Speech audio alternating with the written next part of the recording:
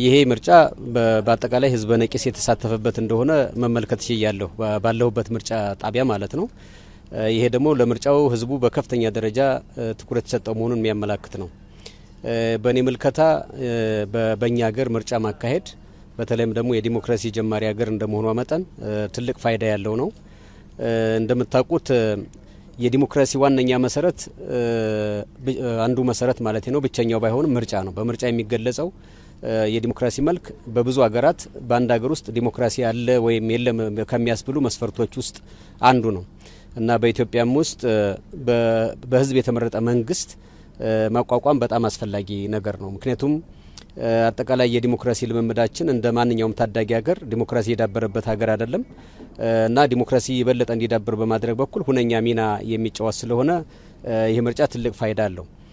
በሌላ መንገድ ወይም በሌላ በኩል በእኛ ሀገር ዲሞክራሲ ያለመዳበሩ ብቻ ሳይሆን የመንግስት ስልጣን የሚያዝበት መንገድ ሁላችሁም እንደምታውቁት በታሪካችንም እንደምናውቀው በአብዛኛው ከብረት ነው የሚመነጨው፣ ከጦር መሳሪያ ነው የሚመነጨው፣ ከኃይል ነው የሚመነጭ እንጂ ከህዝብ ድምጽ አይመነጭም። ስለዚህ ይህንን የሚሰብር ይህን የሚያስቀር መንግስታት በህዝብ ድምጽ ብቻ እንዲወጡ የሚያደርግ የፖለቲካ ስልጣን የመንግስት ስልጣን በህዝብ ድምጽ ብቻ እንደሚያዝ የሚያስረግጥ ነገር ነው ማለት ነው። እንግዲህ እነዚህ በዚህ መንገድ ሁለት ነገሮችን ያሳካል። ይሄ በመጀመሪያ ደረጃ ቅድም እንዳልኩት ምርጫ በህዝብ ድምጽ እንጂ በብረት እንዳልሆነ የሚያረጋግጥ ነው። ሁለተኛ በኢትዮጵያ ውስጥ ለበርካታ ዘመናት ሽግግር መንግስት የሚመኙ አካላት አሉ። በኢትዮጵያ ውስጥ ሽግግር መንግስት ይቋቋም እንዲህ አይነት መንግስት እንዲህ አይነት ሽግግር ይቋቋም የሚሉ ዛሬውኑ ጀምሮ በውጭ ሀገርም በአገር ውስጥም ሆነ ይህን የሚመኙ አሉ።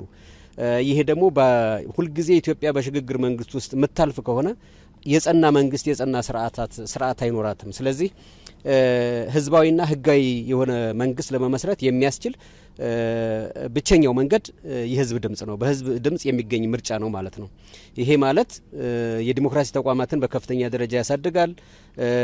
እንደገናም ደግሞ ህዝብ የሚመርጠው መንግስት ነው እንጂ ሊኖር የሚገባው ያልመረጡት መንግስት አይኖርም የሚል በህብረተሰብ ውስጥ እንዲህ አይነት ስነልቦና እንዲፈጠር ያደርጋል ማለት ነው እና በአጠቃላይ ይህ ምርጫ ዛሬ እኛ እንደ ግለሰብ መምረጣችን ብቻ ሳይሆን ማህበረሰቡ በእንዲህ አይነት ሁኔታ በሚሳተፍበት ጊዜ ቅድም እንዳልኩት ምርጫ ከህዝብ ድምጽ የፖለቲካ ስልጣን የመንግስት ስልጣን ከህዝብ ድምጽ እንደሚመነጭ የጸና መንግስትም ህዝባዊ መንግስትም ሊኖር የሚችለው ከህዝብ ድምጽ እንደሆነ የሚያረጋግጥ ስለሆነ በእኔ በኩል በመምረጤም ሌላውም ህዝብ ለመምረጥ በመቻሉ በጣም ደስተኛ ነኝ ለማለት ነው።